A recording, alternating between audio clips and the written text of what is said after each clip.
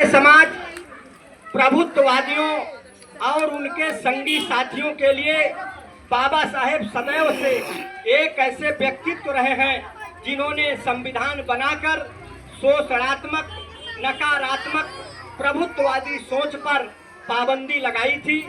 इसलिए ये प्रभुत्ववादी हमेशा से बाबा साहेब के खिलाफ रहे हैं।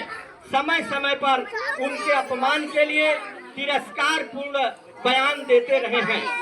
प्रभुत्ववादियों और उनके संगी साथियों ने कभी भी बाबा साहेब के सबकी बराबरी के सिद्धांत को स्वीकार नहीं किया, क्योंकि ऐसा करने से समाज एक समान भूमि पर बैठा दिखता, जबकि प्रभुत्ववादी और उनके संगी साथी चाहते थे कि उन जैसे जो सामंती लोग सदियों से सत्ता और धन पर कब्जा करके सदैव ऊपर रहे हैं, वो हमेशा ऊपर ही रहें और पीड़ित समाज के जो लोग शोषित, वंचित, पीड़ित हैं, वो सब सामाजिक सोपान पर हमेशा नीचे ही रहे।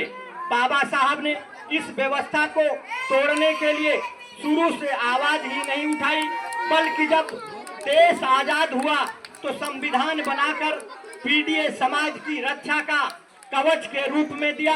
आज के प्रभुत्ववादियों और उनके संगी साथियों के वैचारिक पूर्वजों ने बाबा साहेब के बनाए संविधान को अभारतीय भी कहा और उसे सभ्यता के विरुद्ध भी बताया, क्योंकि संविधान ने उनकी परंपरागत सत्ता को चुनौती दी थी और देश की 90% वंचित आबादी को आरक्षण के माध्यम से हक और अधिकार दिलवाया। साथ ही उनमें आत्मसम्मान और आत्मविश्वास की स्थापना भी की थी। प्रभुत्ववादियों और उनके संगी साथी सदैव आरक्षण के विरोधी रहे हैं। सदियों की पीड़ा और आरक्षण दोनों ही पीढ़ियों को एक सूत्र में करते हैं। क्योंकि बाबा साहेब संविधान और सामाजिक न्याय के सूत्रधार थे, इसलिए ऐसे प्रभुत्ववादी नकारात्मक लोगों को बाबा साहेब हमेशा अखरते थे। बाबा साहेब ने हर एक इंसान को एक मानव के रूप में अपनी पहचान स्थापित करने के लिए आंदोलन में हिस्सा लेने की बात कही भी और खुद करके भी दिखाया। वह तथाकथित उच्च जाति और सामंती शोषण को साहसपूर्ण चुनौती भी दी। बाबा साहेब ही आत्मसम्मान के प्रेरणा स्रोत रहे, इसीलिए प्रभुत्ववादियों और उनके संगी साथी हर बार बाबा साहेब और उनके बनाए संविधान के अपमान, तिरस्कार की साजिश रचते रहते हैं, जिससे कि पीड़ित समाज मानसिक रूप से हतोत्साहित हो जाए और अपने अधिकार के लिए कोई आंदोलन न कर पाए। जब कभी भी ये बात समझकर पीड़ित समाज आक्रोशित होता है तो सत्ताकामी ये प्रभुत्ववादी और उनके संगी साथी दिखावटी माफी का नाटक भी रचते हैं।